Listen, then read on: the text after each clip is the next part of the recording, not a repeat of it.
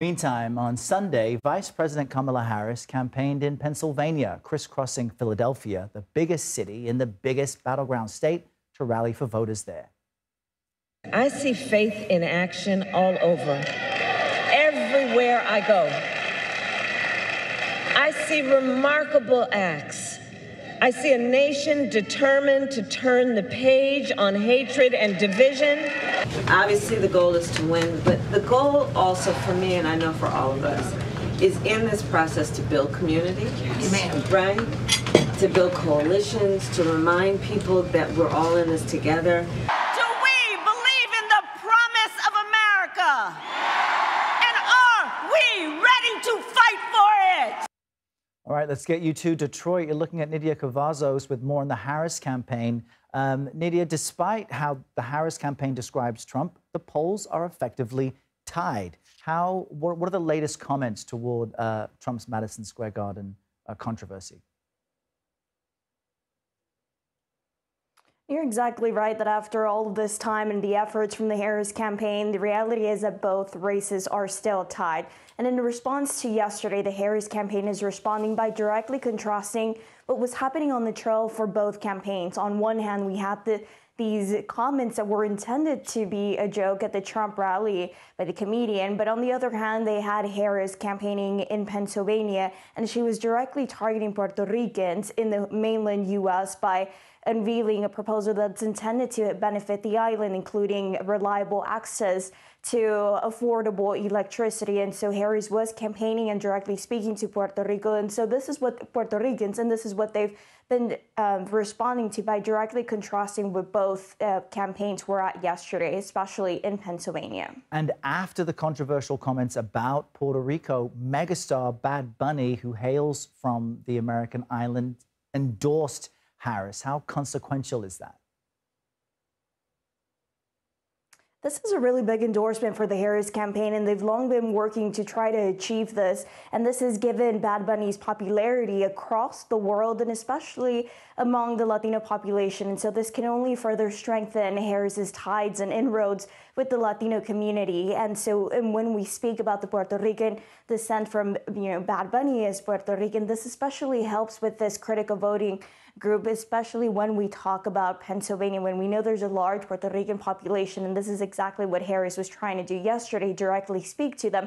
And so when Bad Bunny posted the video of Harris's plan for Puerto Rico, this was taken as an endorsement, and later CBS News was able to confirm that this in fact was an official endorsement, and which also meant that Bad Bunny was breaking his long-standing tradition of not weighing into national politics. But we do know that the superstar has been especially vocal and passionate about the issues that do go on in the island.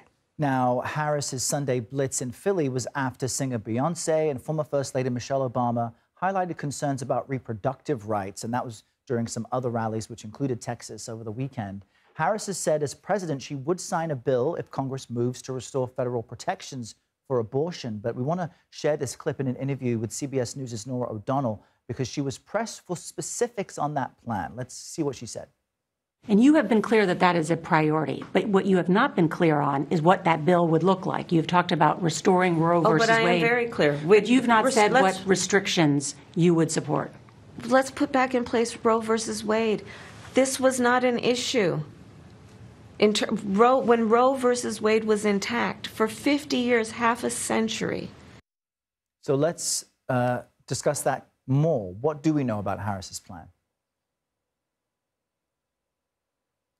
We know that reproductive rights has been a signature issue for Vice President Harris throughout the campaign trail, even back when she was still Joe Biden's running mate. But this is because Harris is strongly focused on this issue, and she has promised that she would restore Roe v. Wade protections. But the reality is that she would need Congress to help with this. And Harris has been asked numerous times across the trail and across different battleground states what she would do if, per se, the House were to be Republicans, or the Republicans would win the Senate. And Harris has also touted the idea of doing away with the Senate's filibuster rule in case she doesn't have the necessary votes here. But Harris has been stressing, and we heard it this weekend too, that Roe v. Wade wasn't necessarily just about abortions, but it was also about including and expanding healthcare access to women, including prenatal care, for example. And on Saturday, when she was in Michigan, she did speak with doctors and OBGYNs in the state who also explained the importance of restoring Roe v. Wade protections in order to ensure that women aren't left necessarily in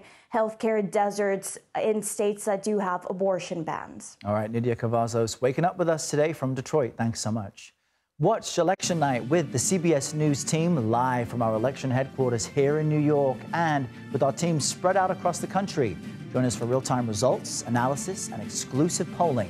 Coverage begins at 4 p.m. Eastern on CBS News 24/7 and at 7 p.m. Eastern on CBS.